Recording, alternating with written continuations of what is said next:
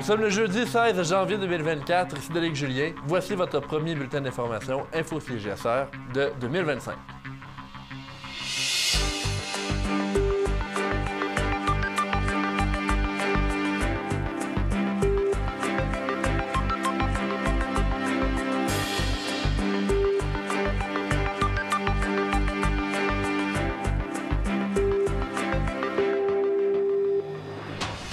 Sainte-Catherine-de-la-Jacques-Cartier devrait attendre pour son école secondaire. On en parle avec Pierre Dolbec.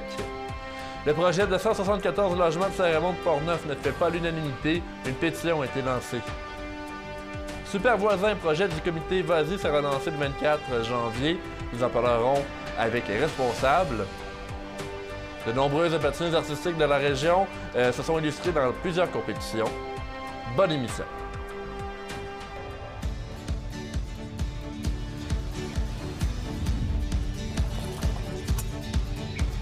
Ici, on se crée des souvenirs au fil des saisons et on vit au rythme de nos passions.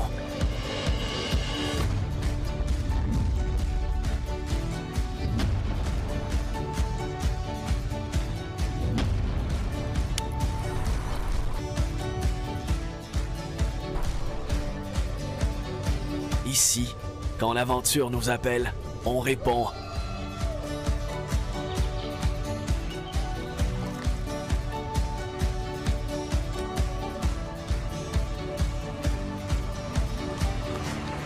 Ici, à Saint-Raymond, ma destination pour un séjour plein air réussi.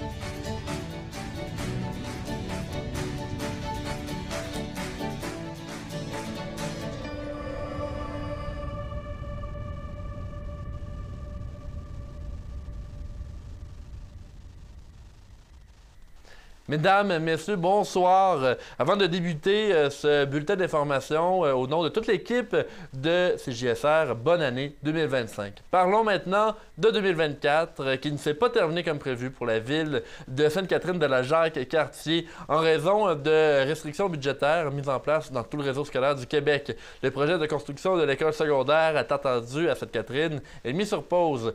Certains étudiants de la municipalité doivent faire jusqu'à 3 heures d'autobus par jour afin de se rendre à l'école et pour en revenir.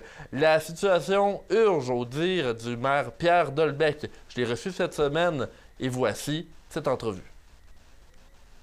C'est très critique parce que j'ai pas rien que l'école secondaire. J'ai 2 écoles primaires actuellement qui sont en probation pour agrandissement. Saint-Denis-Garneau. On va enlever les secondaires 1 et 2 qui sont là. Normalement, on devrait les envoyer à la nouvelle école secondaire. Puis elle devient primaire exclusivement. Puis on a les explorateurs ils l'ont ouverte. Puis un mois après, c'est sold out. Il faut comprendre qu'actuellement, dans mes jeunes qui vont dans l'école secondaire sur le territoire de Québec, j'en ai pas loin facilement de 450 à 500, journalièrement parlant.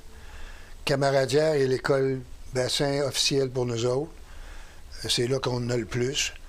Puis c'est 1h30 le matin, puis c'est 1h30 le soir. C'est une qualité de vie dégueulasse pour des jeunes. Le matin, ils arrivent à l'école, ils sont fatigués parce qu'ils sont levés de bonne heure en Montadio avec l'autobus, tout. Ils commencent mal la journée. Ils arrivent le soir à la maison, 6h30, puis ça, c'est quand tout va bien. 7h moins quart. Cet été, bien naturellement, avec les problèmes qu'on a eus sur le pont à cause de la reconstruction, je peux dire qu'il y en a qui sont arrivés à 7h30 puis 8h15. Les devoirs ne sont pas faits. Ils n'ont pas pris le bain. Ils n'ont pas mangé. Ils sont pas reposés. Ils font ça 5 jours semaine. Ça n'a pas le maudit sens. Évidemment, et justement, c'est pourquoi ça urge pour Sainte-Catherine-de-la-Jacques-Cartier d'avoir son école secondaire, là, avec les dossiers qui sont tous sur la glace. Est-ce qu'on sait quand est-ce qu'on va pouvoir avoir cette école moi, j'ai secondaire? parlé avec Pierre Lapointe, comme je te disais tantôt, parce que je suis assez proche de lui, puis je me considère choyé, c'est tant mieux pour moi. Pierre me l'a dit 5 minutes après que lui l'a su. Puis il m'a été bien honnête, il m'a dit jusqu'au printemps, attends-toi pas absolument à rien comme développement, tout est gelé.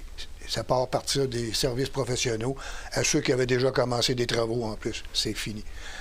Ce qui semble arriver, c'est que là, ils veulent aller voir dans les budgets qu'est-ce qu'ils peuvent aller rapatrier ailleurs. Ils vont faire du pick and pack, puis ils vont aller chercher de l'argent un peu partout. Selon Pierre, quand ça va être fait, c'est là qu'ils vont faire une réévaluation des projets, puis ils vont prioriser certains projets. J'espère tout simplement que le nôtre va être dedans. Pierre m'a dit que nos chances sont bonnes si c'est réellement leur planning, parce qu'ils savent que c'est une priorité. Notre école secondaire, de ce que Pierre m'a dit, elle a passé comme ça. Il n'y a eu aucun problème. Puis c'est la SQI, en plus de ça, qui est le maître d'œuvre, parce que c'était un projet de pas mal de millions. Là. Ils en sont conscients. Ils sont conscients aussi que toute la clientèle de Sainte-Catherine, de Jacques-Cartier, puis là, on élimine celle de Shannon puis de Val-Balaire, qui va aussi à des postes différents, crée une surcharge actuellement dans le système scolaire de la Ville de Québec. Ce qui n'est pas bien mieux là-bas non plus. Fait qu'eux autres, ils se créent une surcharge sur leur territoire, puis nous autres, bien, ils donnent une vie exécrable à nos jeunes qui s'en vont là-bas. Puis comme je te disais, ce qui m'achale le plus dans tout ça, c'est depuis le retour de la pandémie, le gouvernement actuel, il dépense, tire des millions pour des entreprises qui font des batteries, des millions qui font des entreprises pour ci, des millions pour ça. C'était tout azimut, c'était aberrant l'argent qu'ils ont donné à Pierre-Jean-Jacques. Il y en a qui ferment, il y en a qui déménagent, il y en a qui pètent aux frettes, c'est pas grave. Pendant ce temps-là, on coupe dans la santé, puis on coupe dans l'éducation, qui sont les deux clés de base de tout l'avenir de nos jeunes puis de l'avenir de la population. Je n'y suis plus pantoute. Du tout. Là. J'étais capable de mettre un peu d'eau dans mon vin avant. J'ai donné quelques entrevues avant les fêtes quand je l'ai su. Puis il y en a une couple que je peux dire que ça a été... je me suis laissé aller. Dans la même entrevue avec M. Dolbeck, il a été question du budget 2025 de Sainte-Catherine. Nous en avons profité pour faire un résumé et aussi pour parler des projets de développement qui s'en viennent dans la ville. Voici l'autre partie de cette entrevue. Et un qui, je crois, selon vous, est un peu plus positif, c'est votre budget 2025. Avant qu'on commence l'entrevue tout à l'heure, vous me disiez là, être assez satisfait de votre budget cette année? Très satisfait. La raison était, premièrement, on est en bas de 3 pour l'augmentation des taxes, c'est 2,4 puis 2,7. On parle de 81 pièces puis 82 pièces pour une maison moyenne de par année. Pas la fin du monde, là. Mais c'est surtout la façon qu'on l'a fait. Anciennement, la façon qu'on travaillait notre budget, il part naturellement du PTI. Le PTI, bien, tout ce qu'on voulait faire, on le mettait dedans. Ça te donnait un PTI des fois de 33 millions, 35 millions, 36 millions. Mais dans ça, la moitié, on ne savait pas, on n'était même pas subventionné. On le savait qu'on n'avait pas de subvention au moment qu'on faisait le PTI. Quand j'ai eu mon nouveau DG, on a jasé, Martin puis moi, j'ai dit, pourquoi qu'on ne fait pas le budget basé sur les projets que oui, on veut, mais qu'on sait qu'on a la subvention, puis on va faire notre PTI avec ça. Les autres projets, on va les mettre sur le côté, puis si en cours de route, on a la subvention, on verra si le financement, on est capable de le faire sur le sens du monde. Ce que ça donne comme impact, le PTI actuellement, il est 24,7 millions. Si je compare à l'ancien PTI, qui était des environ 33, 34, 35, c'était 10 millions flottants qu'on a remis. Puis probablement que si on l'avait fait comme l'ancien système, je serais encore dans le 35-36. Ça crée, excusez-moi le mot, mais une chienne chez les citoyens. Puis je peux pas y blâmer. Être dans le culotte, je serais le premier à me demander, ils s'en vont où avec ça? Fait que là, notre budget il est réellement basé sur le PTI, puis le PTI est basé sur la réalité. Les projets qu'on a dans le PTI, on a les subventions, sont acquises. Ceux qu'on n'a pas les subventions, on les a mis sur le côté. Exemple, le Préau, l'Arena, on n'a pas les subventions confirmées. Ceux-là sont encore là, mais ils ne sont pas dans le PTI, donc ils n'affectent pas notre budget. Que ça nous donne un budget intéressant. C'est un budget qui est terre à terre. C'est un budget aussi qui respecte beaucoup. On a fait un sondage léger avant les fêtes, puis on avait fait un autre avec Voilà. Puis on a réalisé que les citoyens, oui, ils aiment ça quand naturellement, on s'occupe du maintien des routes, là. Mais ce qui nous demande beaucoup plus, c'est des services de proximité, des parcs pour les enfants, des pistes cyclables, des trottoirs sur les nouvelles rues qu'on fait, des nouveaux développements, d'essayer d'avoir un peu comme on voit à Cap-Rouge, des passerelles qui se promènent de rue à rue. Que quand on a regardé ça, on s'est dit, oh, minute, OK. Fait qu'on a augmenté. Avant, on mettait peut-être à peu près 55 000 $ dans nos parcs par année. Puis c'était réellement du surfachage. Là, on y va à 250 000 par année. Parce que c'est ce que les citoyens veulent. C'est ce qu'ils veulent. Fait qu'on le fait. On va aussi avoir sur la rue des Catherines un très beau grand parc qui va être là, qui va être capable d'être utile pour beaucoup de gens autour. Puis en parallèle, en arrière, il va y avoir un stationnement public qu'on n'a pas du tout dans ce coin-là, mais qui va donner accès au parc linéaire en plus. Fait qu'on s'en va réellement vers ce que les gens nous ont demandé. Ils veulent par du grain rond, on a investi encore dedans cette année parce que ça, ils l'aiment puis ils nous le disent. Ils sont bien, ils aiment ça la croissance qui arrive dedans, ils aiment les activités. Fait que on a marié, dans le fond, nos besoins à nous autres de ville, parce qu'il faut quand même les entretenir, nos routes, sinon ça va mal aller tantôt, ou ce qu'on va avoir investi va être trop élevé. Mais on a mis beaucoup d'emphase sur ce qui a été mis dans le sondage de la part des gens. Et j'aimerais maintenant qu'on parle ensemble, M. Delbecq, de ce qui s'en vient pour 2025 à Sainte-Catherine. Commençons par votre caserne de pompiers. Oui. Des travaux qui sont importants parce que c'est un secteur qui est très prisé par vous lorsque des urgences à Sainte-Catherine. Vous voulez en faire... Bien, il faut comprendre, premièrement, notre centre d'urgence va être là. Il est là actuellement, mais il est désuet. Il ne faut pas se le cacher, là. Depuis la pandémie, moi, j'ai déclaré deux choses, là, comment on appelle ça? Là? Des situations d'urgence? Oui, situations d'urgence. Il y en a une, ça a été l'hiver passé avec l'électricité. Saint-Anébert, on n'avait même pas de génératrice. Il faisait aussi fret là que le gars faisait fret chez eux. Notre centre d'urgence, il était réellement instable au niveau... que là, tout le deuxième étage, toutes les opérations de centre d'urgence vont être là. Puis le centre Anébert, on a acheté une génératrice performante qui va être installée là, de sorte que quand on va déplacer les gens émotionnels au centre Anébert, on a beaucoup d'espace. On n'utilisera pas les écoles. On est équipé pour le faire au centre Anébert. On a une cuisine, on a 4 grandes salles, on a des salles de bain. Fait qu'on on réaménage tout ça ensemble pour faire face à ce qui s'en vient dans les années à venir. Il ne faut pas se le cacher. Là. On regarde la température qu'on a dans les dernières années. C'est une catastrophe. Là. Puis ça ne s'améliore pas. L'année passée, on a vécu un drôle d'hiver. Tout le monde se disait bon, c'était une erreur. Pas une erreur, pas tout. On est en train de revivre le même automne d'hiver. Pendant le temps des fêtes, on était sur stand-by pendant deux fois pour la rivière Jacques-Cartier. Fait qu'il faut réellement s'équiper pour faire face à ça, de sorte que s'il arrive quelque chose encore au niveau des urgences, bien, on va être capable de faire face adéquatement. Puis ça va être la sécurité de nos citoyens. Puis il faut comprendre aussi que moi, je me sers de ville, je donne des services à Fossambeau, Lac-Saint-Joseph et Lac-Sergent. Fait qu'il faut que je sois efficace puis rapidement pour ça. Puis je suis en backup sur Shannon. Donc, c'est pourquoi vous avez des travaux importants qui touchent votre caserne. Oui, on l'agrandit par en dedans. On réaménage tout le haut pour qu'il soit très efficace versus les états d'urgence. On a une porte de plus, puis c'est plus large en dedans, donc on va être capable de rentrer plus d'unités. On a encore un nouveau camion qui vient de rentrer. Là. C'est un camion pompe. On en avait 2 avant. Là, on n'a rien qu'un. Il a la même capacité que les 2 autres avant. OK. Ça va bien à ce niveau-là. Là. Puis on a eu notre sondage léger. Là. La place où on a scoré le plus, c'est justement avec les pompiers et les PR. Les citoyens sont ultra satisfaits du côté de sécurité qu'on offre à nos citoyens avec ce qu'on a comme infrastructure. Donc, on continue d'être à l'avant-garde avec. Puis, comme je te disais, on grossit, nous autres. Hein, puis, je ne veux pas être en arrière de la parade. Ma grande fierté depuis que je suis maire, c'est vrai que j'ai une belle vision, puis mes conseillers la jettent pour ça, puis c'est le fun, on travaille bien ensemble, il n'y a aucun problème.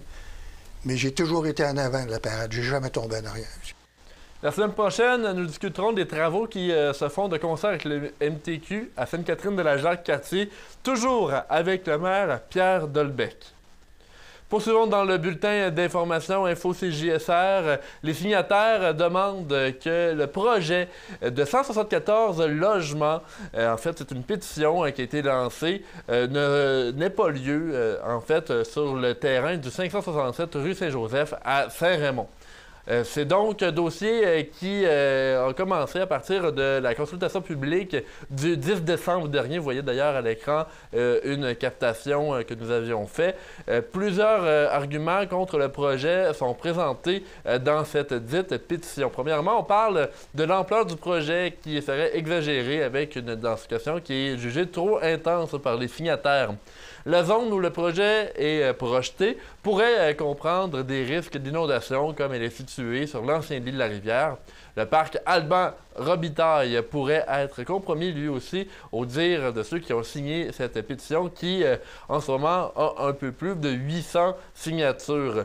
Ceux-ci sont également contre les travaux qui s'étireraient sur une période de 8 ans et qui perturberaient la circulation.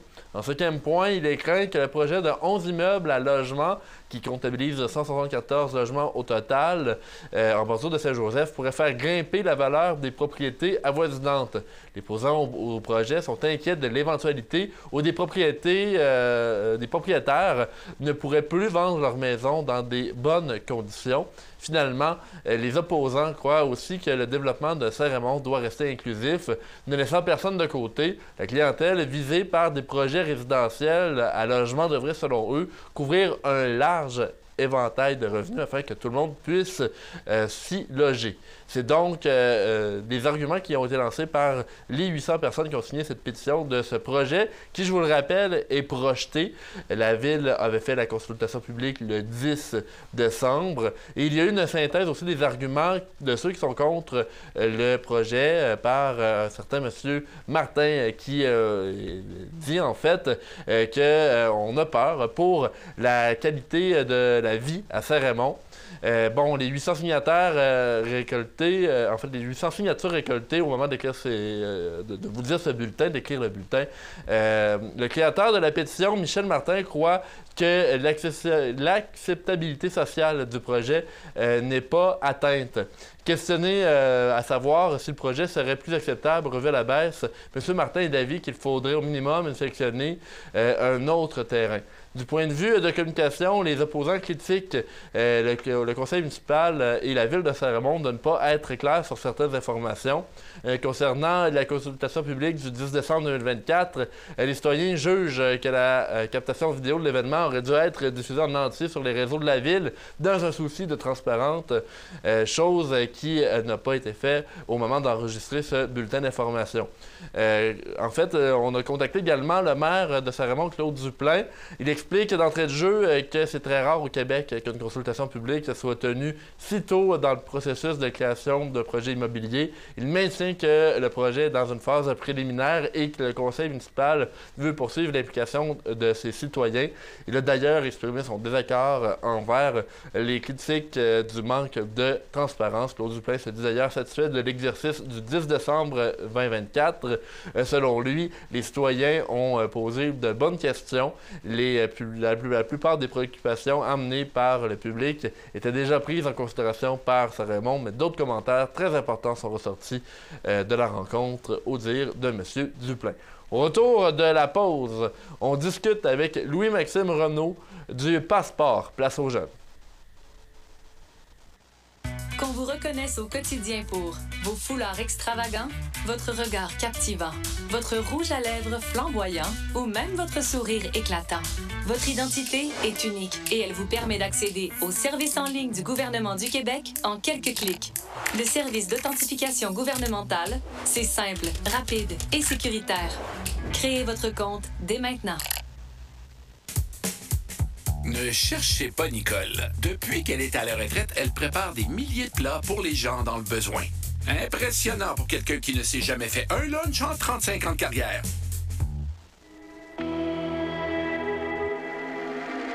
Depuis plus de 50 ans, CJSR est la télévision de la région de Portneuf.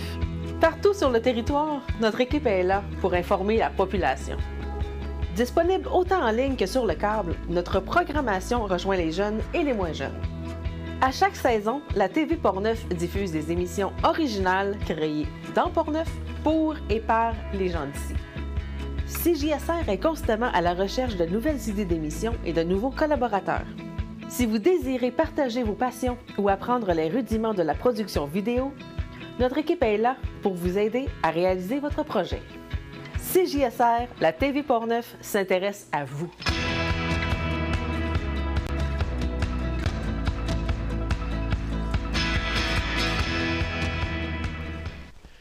La région de Portneuf tente de demeurer attirante pour les jeunes âgés entre 18 et 35 ans. Place aux jeunes Portneuf, régie par le Carrefour Jeunesse Emploi, a mis en place un passeport permettant aux nouveaux arrivants de découvrir les commerçants d'ici en profitant de rabais. Voici l'entrevue que j'ai réalisée avec l'agent de Place aux jeunes, Louis-Maxime Renaud. Place aux jeunes Portneuf, projet du Carrefour Jeunesse Emploi, lance le passeport découverte Portneuf. C'est destiné aux jeunes de 18 à 35 ans qui voudraient venir s'établir ici. Pour en parler, Louis-Maxime Renaud est avec nous. Bonjour Louis-Maxime. Salut Danick. Louis-Maxime, bon, le passeport découverte Portneuf, c'est une nouveauté pour 2025. Qu'est-ce que c'est exactement? Bien, en fait, chez Place aux jeunes Portneuf, ça fait des années là, qu'on accompagne des jeunes 18-35 ans, comme tu l'as si bien dit, qui aimeraient venir dans Portneuf, déménager, faire leur vie. C'est tous des jeunes qualifiés qui ont un diplôme X, bac, DEP, AEC, peu importe. Puis nous, ben, on les aide à trouver un logement, une maison. Mais il y a tout un aspect autrement que ces points-là qui est important. C'est-à-dire, on veut s'ancrer, on veut vraiment connaître la région de Portneuf. Et pour ça, bien, on passe par ce que notre belle région a à offrir, c'est-à-dire des activités, des restaurants, des services, les municipalités également qui mettent de l'avant des activités dans leur programmation. Et puis, bien, souvent, bien, il y a un petit coût relié à ça, qu'on soit citoyen ou qu'on soit consommateur. Et les entreprises de Portneuf nous ont offert, en tout cas quelques entreprises, vraiment des super beaux rabais, des promotions pour que les jeunes arrivés s'approprient la région, disent que Portneuf, maintenant, c'est chez eux, puis qu'on leur permette de découvrir pendant une année tout ce qu'il y a à faire dans Portneuf avec nos partenaires. Et je tiens à le dire, cette magnifique réalisation, on le voit bien ici là, à la caméra, donc le passeport Place aux jeunes, est une réalisation, oui, qu'on a fait avec plusieurs partenaires, mais c'est ma collègue Cathy Bussière qui a mis vraiment beaucoup de jus de bras. Et on voit des exemples ici. Là. Au Chaland-Boiron, par exemple, donne un accès journalier gratuit. On a la ville de Saint-Gilbert, le centre d'Ansereau, les Grands Bois à Saint-Casimir. Donc, vraiment plusieurs choses à faire, à découvrir dans la région. Puis, ben, on l'offre aux jeunes de le faire, de le découvrir grâce à cette initiative-là. Et justement, il faut en parler de cette initiative-là. Pour ceux et celles qui nous écoutent à la maison et qui se disent, bon, ça ne s'adresse pas à moi, mais par contre, on peut justement en parler pour peut-être attirer d'autres personnes à venir profiter de cette belle vitrine pour Portneuf. Bien, exactement, Danick. Je me mets à la place de tes téléspectateurs qui disent, bon, bien, ils me parlent de quelque chose qui s'adresse, un, aux jeunes, deux, aux jeunes qui ne sont pas nécessairement dans Portneuf. Mais si vous connaissez des jeunes, il leur manquerait juste un petit plus là, pour pouvoir dire, oui, je déménage. Donc, 18-35 ans, je le rappelle, ils nous contactent. Nous, on va évidemment leur parler du passeport découverte. Une fois qu'ils sont ici, on leur donne le passeport découverte. Ils ont 1 an pour l'utiliser. Puis c'est des jeunes en dehors de la MRC de Portneuf, évidemment, qu'on veut faire venir ici pour continuer à dynamiser notre belle région de Portneuf. Et puis, ça peut être des jeunes vraiment de tout horizon, mais tant qu'ils sont en dehors de la MRC. Donc, par exemple, Duchesnay, Sainte-Catherine, c'est pas dans Portneuf, la Ville de Québec, Montréal, Alouette. Donc, c'est vraiment à eux qu'on s'adresse, mais je m'adresse à tes téléspectateurs pour passer le message, ainsi qu'aux entreprises et aux villes qui ne sont pas encore dans le passeport découverte. Donc là, on a fait un super beau produit. Ma collègue Cathy, je le répète, qui a mis beaucoup de temps de travail là-dedans. Et puis là, ben, je vous donne un exemple. Là. Je sais pas si... je sais que tu n'as pas accès, Danick, aux différents services et promotions à l'intérieur, mais si ça t'intéresse, je pourrais te donner des exemples de partenaires super précieux. Oui. Je vous donne un exemple ici. Ben, j'ai Boilard Renaud Notaire. Parce que quand on déménage, des fois, on le voit ici à la caméra, ici à Saint-Raymond, bien, on veut avoir accès à des services de notaire pour différentes raisons, déménage, maison et autres. Donc, oui, on pense à des activités allant en nature, en forêt, vivre des choses, mais on a aussi approché les partenaires pour des aspects un peu plus là, de logistique quand on déménage dans une région comme Portneuf. On prend le Champ des Folies, ici qu'on voit à Neuville. Donc, ici, je vous donne un exemple, 15 % de rabais sur l'ail de conservation et sur l'autocueillette de bleuets. Donc, puis il y a un petit descriptif, une petite description de chacune des entreprises ou villes. Donc, le Champ des Folies est une petite ferme maraîchère écologique et gourmande située à Neuville. Elle propose des bleuets en autocueillette et de l'ail en conservation. Donc, les jeunes peuvent se dire, ah, moi, je veux arriver dans Portneuf. Ça fait 2-3 mois que je suis installé. J'aimerais ça connaître ma région, mais ça sert à ça, ce passeport-là. C'est un bel outil pour s'enraciner. Ils vont se rendre sur place, ils vont avoir un beau rabais pour faire l'autocueillette de bleuets ou d'ail. Puis on a également des municipalités, comme la ville de Saint-Basile, par exemple, qui donne un mois d'abonnement gratuit à sa salle d'entraînement. Donc, les villes ont participé, les entreprises ont participé. Et aujourd'hui, Danick, oui, je m'adresse aux téléspectateurs qui peuvent en parler à d'autres jeunes qui seraient intéressés par Portneuf, mais aussi aux villes et aux entreprises qui aimeraient être là-dedans. La prochaine édition, ça vaut la peine. Vous allez avoir de nouveaux clients. Puis moi, de mon côté, ou nouveaux citoyens qui ont le goût de déménager dans votre municipalité. Et de notre côté, on a des jeunes qui vont vouloir rester dans Portneuf sur le long terme. Donc, un super outil mis en place par Place aux Jeunes Portneuf et Catibussière et le Carrefour Jeunesse Emploi, bien sûr. Donc, une initiative qui est importante pour la région. Louis-Maxime Renaud, agent de Place aux Jeunes, merci d'être passé pour nous présenter le passeport. Je te remercie, Yannick. Puis en finissant, je tiens quand même à remercier pour l'impression. Puis spécifiquement du passeport, on a la collaboration de Vincent Caron, député de Portneuf, Joël Godin, député de Portneuf, Jean Cartier, et Émilie Papillon, qui est courtière immobilière pour Remax. Donc, merci à tous nos partenaires et commanditaires. Merci beaucoup, Louis-Maxime. Merci. Les patineuses artistiques du club de Saint-Raymond de Portneuf ont remporté plusieurs médailles dans le cadre de plusieurs compétitions. Et en ce début d'année, Arthur Bordelot s'est rendu à leur entraînement le lundi 13 janvier. Il a discuté avec les athlètes. Voici le reportage d'Arthur.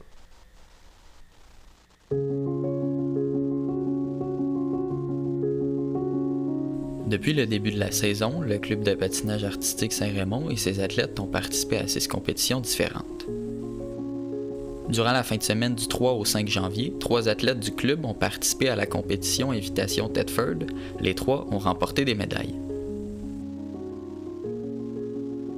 Bonjour, moi c'est Mélina Cassista. J'ai 14 ans et je suis dans la catégorie Artistique Star 5. C'est ma première compétition dans ma catégorie. À Thetford et j'ai eu la médaille d'or. Pas cette saison, mais j'en ai fait les saisons passées. Okay, ça fait combien de temps que tu fais ça? Depuis que j'ai 7 ans, c'est ma première médaille d'or, fait que j'étais vraiment très fière. Je mets beaucoup d'efforts à l'entraînement pour y arriver, fait que c'est ça que ça donne.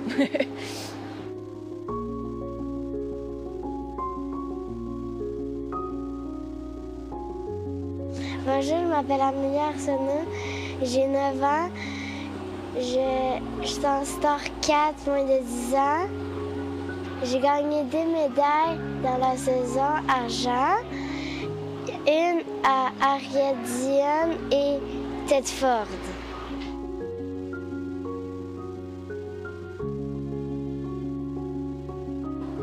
Bonjour, mon nom est Naomi Boyer. Donc, je fais des compétitions en ce moment. Là. Je compétitionne dans le Artistique Star 9 et dans le Artistique Adulte Élite.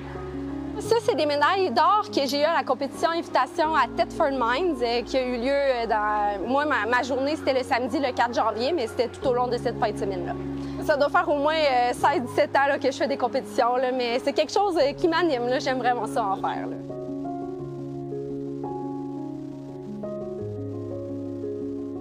Plus récemment, la finale régionale de patinage Star 2025 du secteur de la capitale nationale a eu lieu. Dans la catégorie Star 4, moins de 10 ans, Liane Moisan a décroché une médaille d'or et Claire Martel une médaille de bronze. Je m'appelle Liane Moisan, j'ai 9 ans, je suis Star 4, moins de 10 ans. J'ai eu la médaille d'argent à la compétition Côte du Sud puis la médaille d'or de finale régionale. Je m'appelle Jasmine Juteau, j'ai 14 ans, puis je suis Star 4, 13 ans et plus. Elle, c'est or, Côte-Sud. Elle, c'est bronze, Carole Gauthier, puis elle, c'est or, Invitation Cendrillon. J'ai commencé à 5 ans, j'ai arrêté à 8 ans pendant 3 ans, puis j'ai recommencé quand je suis déménagée à Saint-Raymond. En décembre dernier, j'ai fait une compétition Invitation des Deux Rives. J'ai fini 3e place. Puis récemment, j'ai fait une compétition, c'était la finale régionale pour se qualifier aux provinciaux. J'ai fini 12 sur 33. J'ai passé première, mais je suis fière pareil. J'ai eu beaucoup de sauts réussis, pas mal en 1 mois à peu près, je dirais. Puis, ouais, c'est pas mal ma saison, je dirais.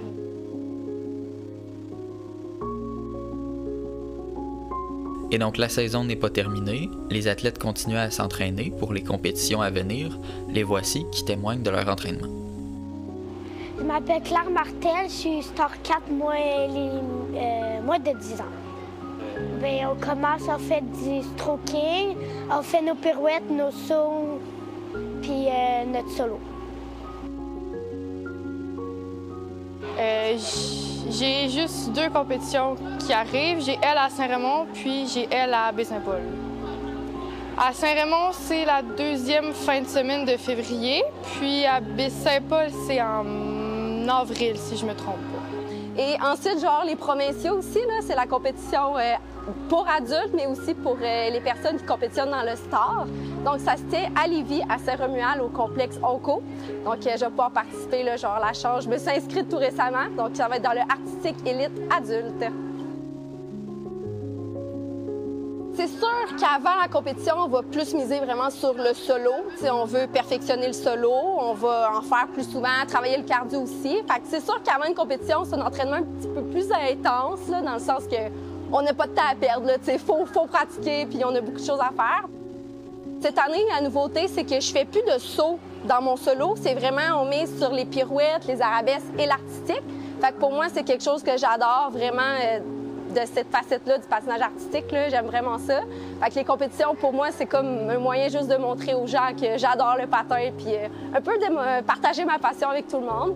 Puis les sauts, éventuellement, j'en fais encore, mais ça va être pour plus tard. J'ai d'autres objectifs pour l'instant, mais je continue d'en faire un peu. Mettre des objectifs puis les atteindre, c'est, tu sais, quand j'ai une pirouette que ça fait longtemps que j'ai de la misère puis que je travaille super fort pour y arriver puis qu'un moment donné, j'y arrive, bien ça, c'est vraiment le fun puis ça m'aide à me défouler puis c'est comme mon sport que je suis tout seul, fait que j'ai pas besoin d'être avec les autres tout le temps puis j'y vais à mon rythme. Moi, ce que je peux dire, c'est que vous invitez, dans le fond, on fait un spectacle le 29 mars. J'ai pas encore les heures exactement, là, mais dans le fond, tout va être ça. Ah, c'est à 14 h, on vient de me le dire, juste en arrière. Donc, dans le fond, si vous pouvez suivre notre page, le Club de patinage artistique Saint-Raymond sur Facebook. Donc, on vous invite en grand nombre si vous êtes intéressés. Ici, à l'Aréna à Saint-Raymond, exactement. Donc, les informations vont suivre là, éventuellement. Là. On n'a pas le détail encore exactement, là, mais vous êtes invités le 29 mars.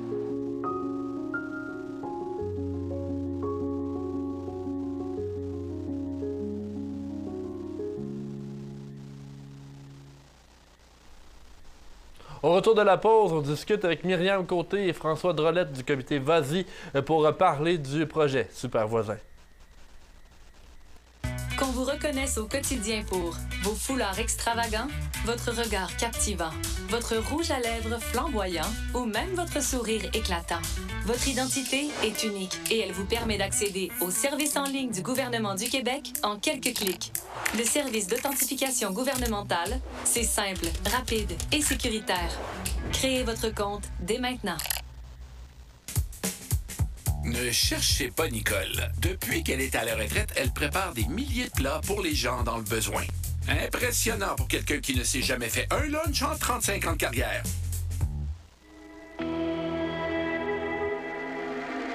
Depuis plus de 50 ans, CJSR est la télévision de la région de Portneuf.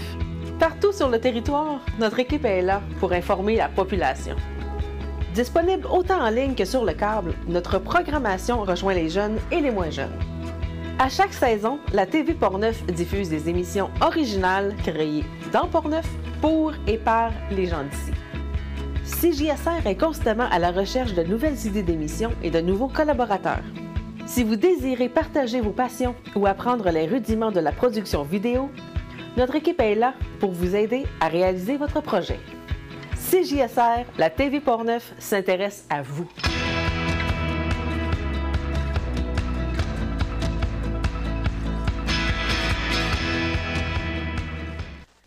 Le comité Vas-y, basé à Saint-Raymond, lance le vendredi 24 janvier un nouveau projet d'entraide communautaire. En fait, c'est le projet Super Voisin. J'ai parlé avec François Drolette du comité Vas-y, également avec Myriam Côté, qui est coordonnatrice du projet Super Voisin. Voici l'entrevue que j'ai réalisée. Le comité Vas-y, qui est basé à Saint-Raymond, va lancer le vendredi 24 janvier son nouveau projet Super Voisin. Pour en parler, nous avons le coordonnateur du comité Vas-y, M. François Drolette. Bonjour, David. Bonjour. Bonjour. Également, nous avons avec nous la coordonnatrice du projet Super Voisin, Myriam Côté. Bonjour. Bonjour. Alors, d'entrée de jeu, j'ai une question à vous poser. Peut-être je vais la poser à Myriam en commençant. Le projet Super Voisin, bon, c'est quoi un super voisin à la base? Un super voisin, en fait, c'est un citoyen bienveillant qui veut rendre des services dans son quartier, dans sa rue. C'est pas nécessairement un voisin immédiat, mais il veut aider les aînés, surtout à rester chez eux le plus longtemps possible, à avoir brisé l'isolement social, avoir plus d'autonomie. Donc, il peut faire des petits services comme pelleter l'entrée, comme mettre les bacs de poubelle au chemin, prendre des nouvelles de son voisin. Fait que c'est juste un réseau de voisins bienveillants, complètement volontaires. Et François, bon, vous, en tant que coordonnateur du comité Vas-y, pourquoi avoir mis justement ce projet-là de l'avant? Bien, écoute, on a eu la chance d'assister à une présentation qui a été faite par un monsieur qui s'appelle Frank Sweetman, qui a mis en place un réseau de super voisins dans la MRC de Rocher-Percé. Plusieurs, graduellement, son projet avait 2 ans, 3 ans, là, il est arrivé à maturité, puis là, il a commencé à le partager avec des gens lors de présentation à laquelle on a assisté à une de ces présentations en mai 2023. Puis là, on a trouvé l'idée tellement intéressante qu'on a demandé d'avoir un financement du gouvernement du Québec pour nous permettre de lancer un projet similaire dans Port-Neuf, à l'image des gens de Port-Neuf.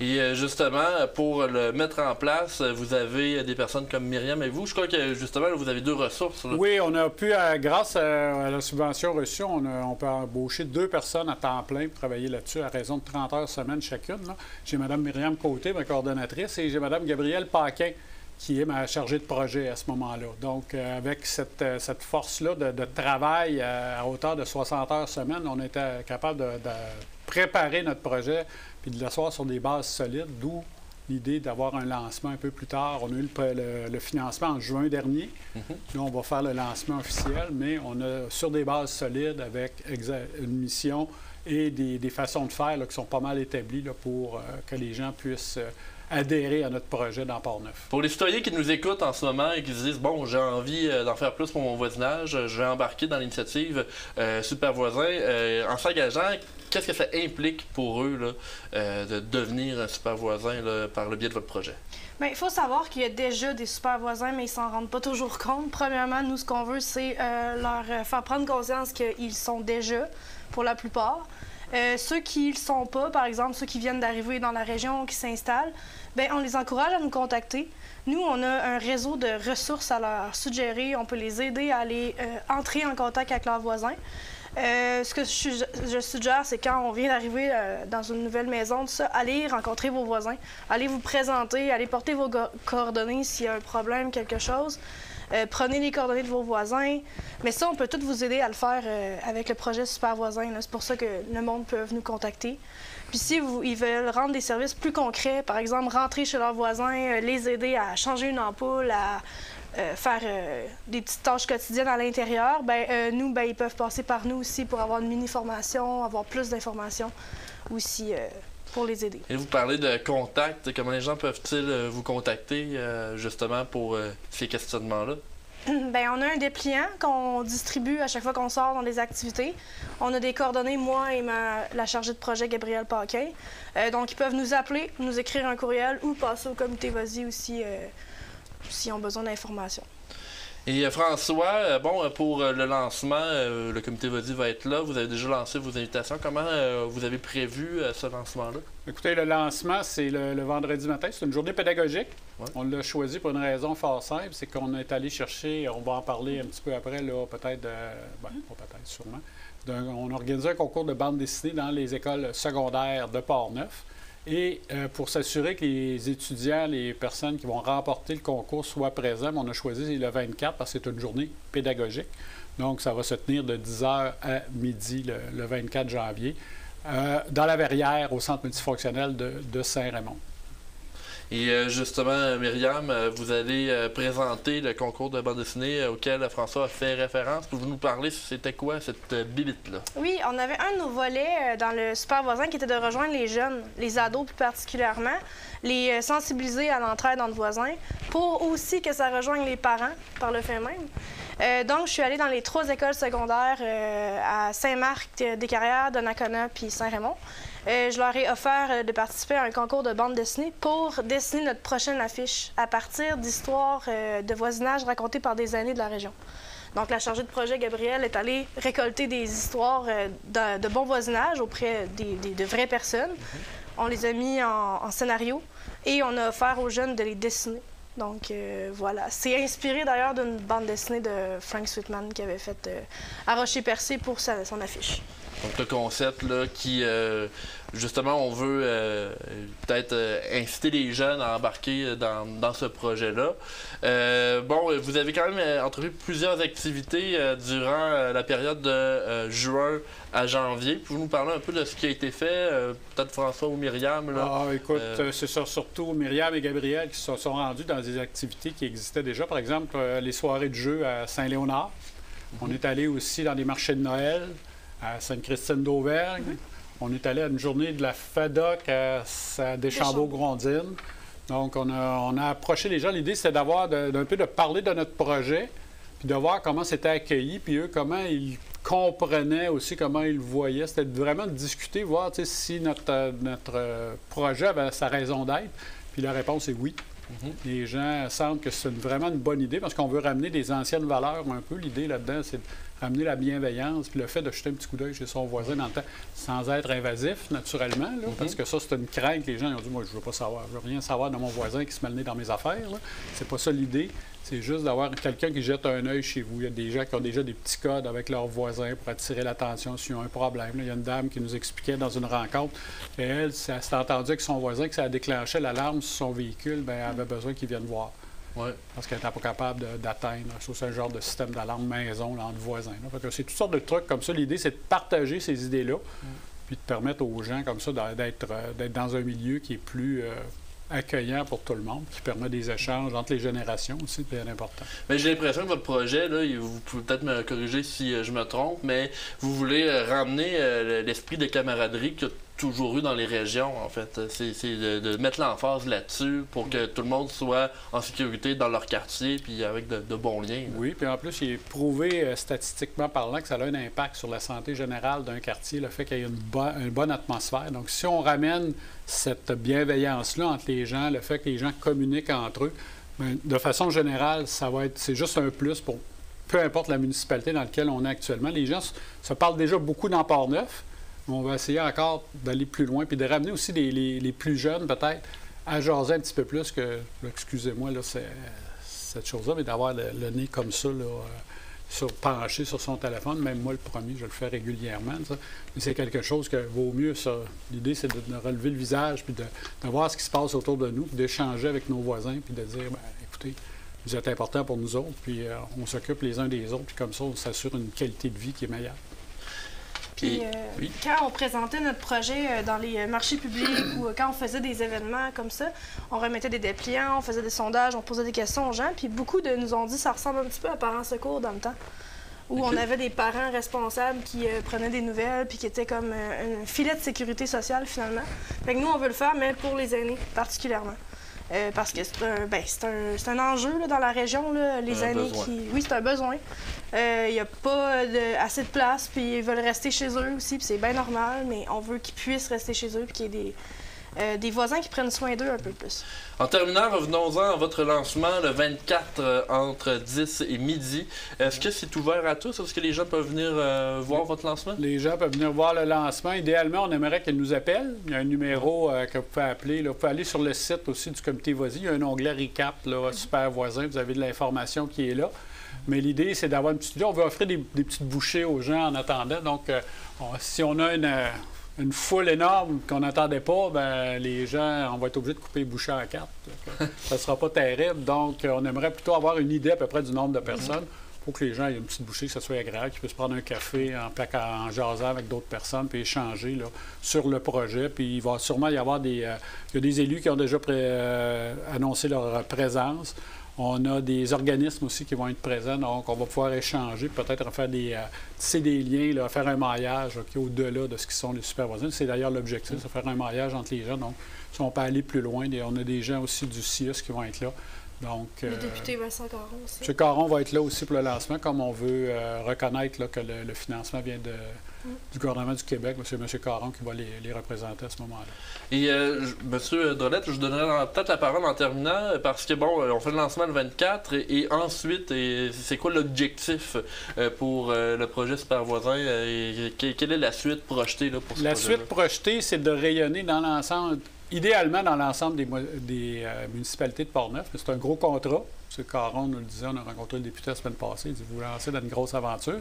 Mais l'idée, c'est d'aller chercher des gens dans chacune des municipalités qu'on appelle, nous, des super voisins rassembleurs, des gens qui ont déjà un impact dans leur communauté, s'ils veulent nous donner un petit coup de main ou nous introduire à des gens. Il y a des groupes qui existent déjà dans certains quartiers qui fonctionnent avec Facebook, tout ça. C'est d'essayer de leur donner des ressources, de les aider, parce qu'on peut obtenir aussi des ressources de la part du CIUS. Ça, c'est pas connu de tout le monde.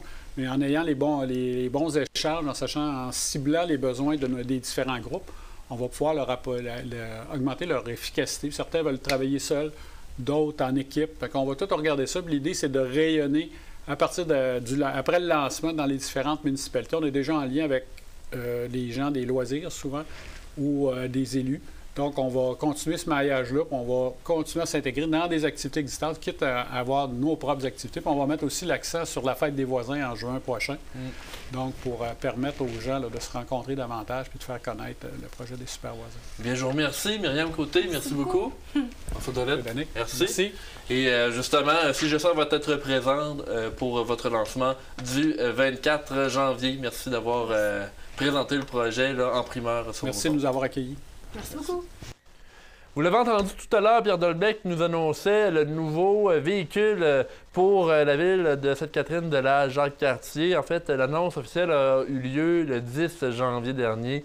La livraison du nouveau camion autopompe citerne Pierce Maxi Saber. C'est la deuxième unité de ce genre à être utilisée au Québec. Vous voyez en image. C'est un véhicule qui a comme fonction principale le transport de l'eau pour les secteurs non couverts par le réseau d'aqueduc. Le camion citerne est très versatile. Il possède une pompe et une entrée avant qui permet aussi d'être bien équipé pour que le camion incendie principal au camion principal du service. Il est muni à la fois de réservoirs d'eau de 2500 gallons impériaux, d'un réservoir de mousse et aussi d'une pompe avec une capacité de pompage de 1500 gallons par minute, acquis au coût de un peu plus de 1 200 000 $ plus taxes. Le camion est optimisé en tout point, selon ce que l'on apprend par la ville de Sainte-Catherine de la Jacques-Cartier. Et là, on parle de pompiers. On a d'ailleurs un autre sujet semblable aujourd'hui à vous proposer. Philippe Papillon, qui était du côté de Saint-Raymond cette semaine pour comprendre une nouvelle où Saint-Raymond et Pont-Rouge ont acheté conjointement des appareils respiratoires. Voici son reportage auquel j'ai prêté ma voix. Les villes de Pont-Rouge et Saint-Raymond ont collaboré pour procéder à l'achat de 48 appareils de protection respiratoire isolants autonomes pour offrir à leurs services incendies respectifs du matériel d'une grande qualité, tout en réduisant l'investissement nécessaire. CJSR s'est rendu à la caserne incendie de Saint-Raymond pour discuter avec les directeurs incendies de Saint-Raymond et Pont-Rouge. Oui, dans le fond, la raison pourquoi on a acheté ce type d'appareil respiratoire-là, c'est vraiment, premièrement, parce qu'on avait besoin de renouveler nos flottes d'appareils respiratoires, autant du côté de Pont-Rouge que de Saint-Raymond.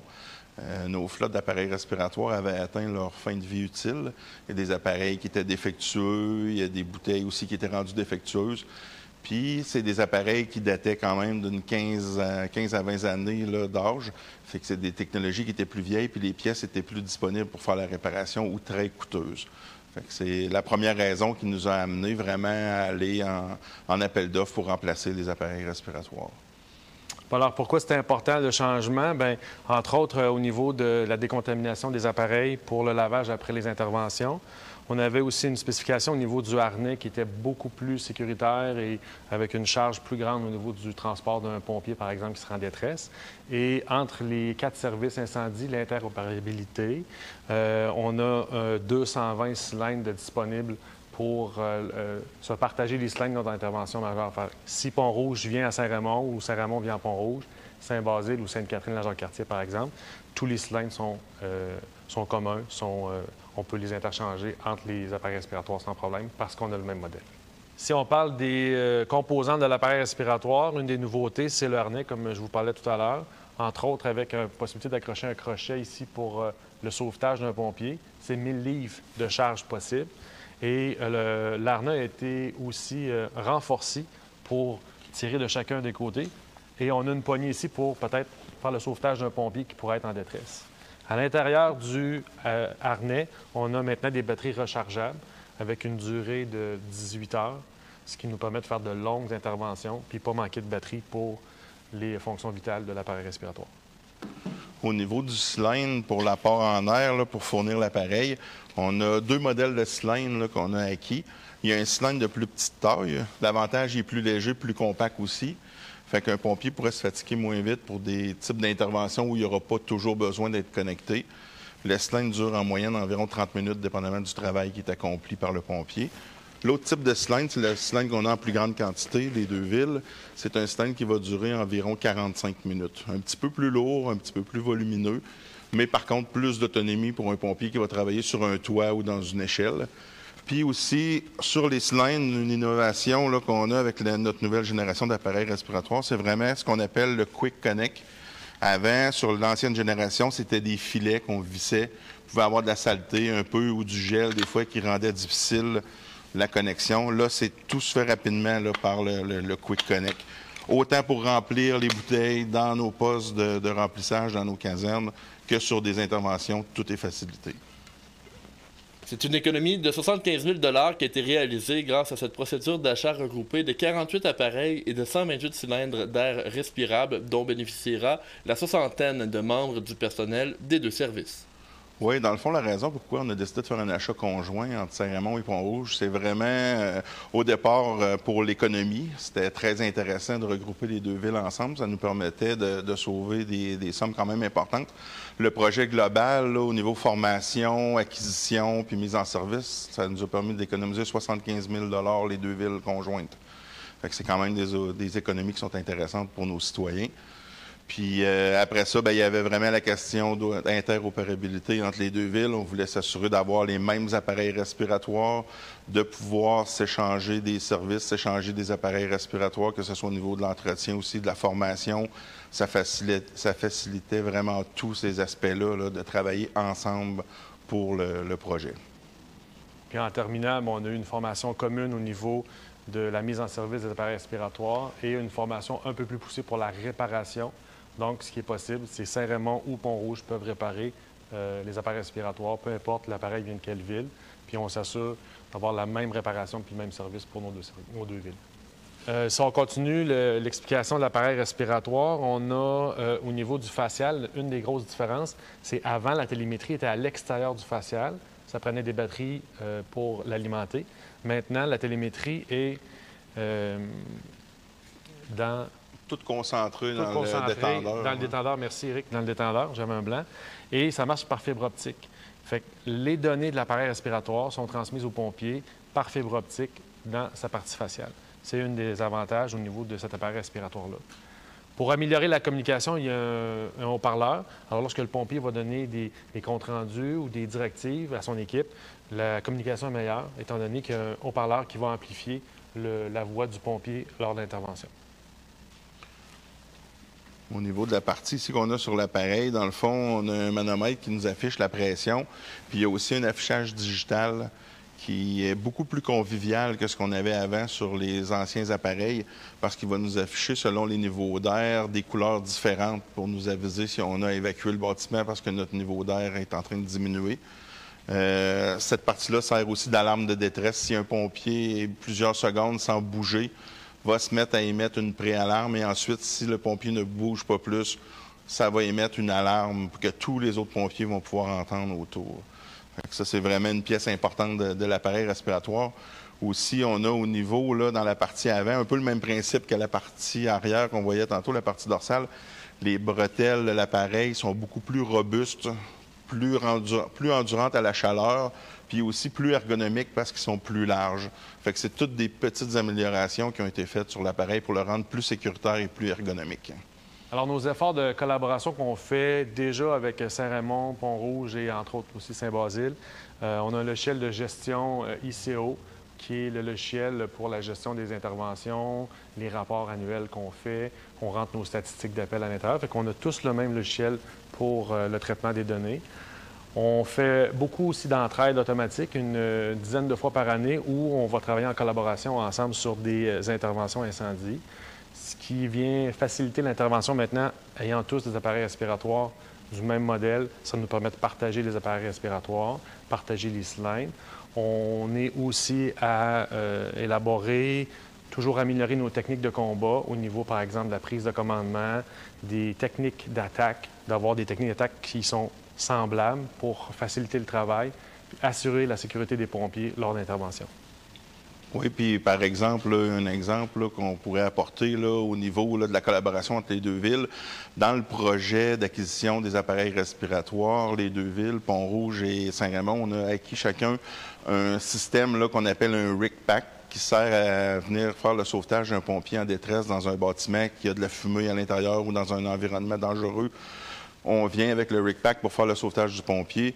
Fait que vraiment, avec les deux villes, on planifie prochainement faire une pratique pour l'usage du RIC-PAC. Parce que le RIC-PAC pourrait dépanner autant un pompier, justement, vu qu'on est compatible, de Pont-Rouge, de Saint-Basile ou de Sainte-Catherine-la-Jacques-Cartier. C'est vraiment le même système. Fait qu'on a avantage à faire des pratiques, des entraînements ensemble. C'est un reportage de Philippe Papillon avec la narration de Danick Julien pour CJSR.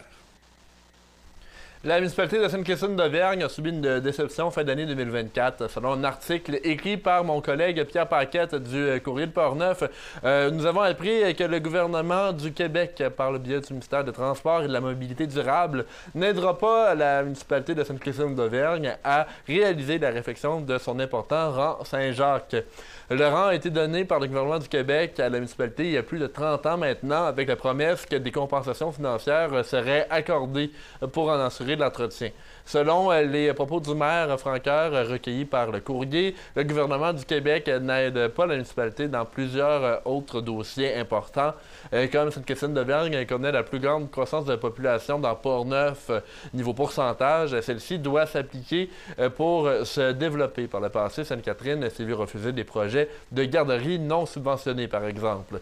L'aide financière serait refusée comme l'enveloppe budgétaire de 200 millions du programme d'aide à la voirie locale est complètement épuisée. Cette justification laisse un goût amer à la municipalité pour être éligible à ce type de programme. Elle a dû, on le sait, avancer des sommes considérables pour faire plusieurs études. Dans ce cas, on parle de 200 000 $ qui ont été déboursés en plans, devis et travaux de forage pour préparer la demande de Sainte-Christine. La réception du refus laisse la municipalité dans une drôle de posture, au dire du maire, M. Francoeur, toujours dans l'article cité. Quant au directeur général de la municipalité, Stéphane Genois, il explique au Courrier que malgré les obstacles, la municipalité continuera à déposer des demandes d'aide financière pour concrétiser ses projets. Nous sommes à la fin du bulletin d'information. Voici les prévisions météo Environnement Canada pour cette fin de semaine dans Portneuf.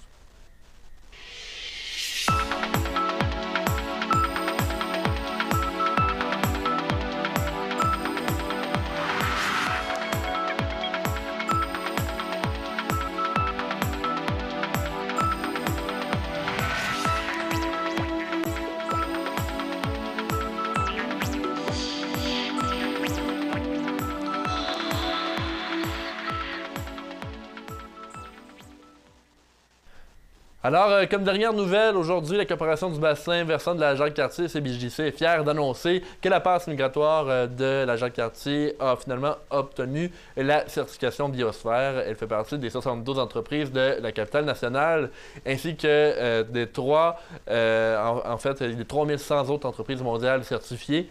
C'est une évaluation rigoureuse que cette reconnaissance internationale est décernée aux organisations qui intègrent des pratiques durables sur les plans écologiques, social et économique. Alors, je vous remercie d'avoir été des nôtres pour le bulletin d'information. En terminant, juste vous rappeler que ce dimanche, il y a un autre bingo CJSR. Également, à partir du 27 janvier, l'improvisation Portneuf-Alouette reprend au cinéma Alouette. C'est donc à ne pas manquer l'événement qui est, je vous le rappelle, gratuit. Merci à Arthur, à Philippe et à Luc pour leur aide à la technique. Merci à nos invités. On se dit à la semaine prochaine.